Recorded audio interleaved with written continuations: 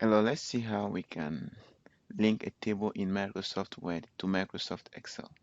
That is, we have a table in Microsoft Word, but the source is coming from Microsoft Excel. So that when we do any changes in the Microsoft Excel, it will be reflected in the Microsoft Word table. So let's do that by selecting the table here or the area you want to copy, then right click and copy.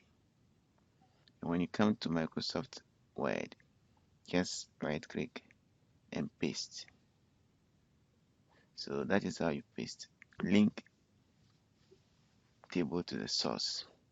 So recall how I did it. I click this link and use destination star. So that will give us this one. Now, if you come to Microsoft Excel and you make any changes here, it will be reflected in Microsoft Word. So you see the changes in Microsoft Word.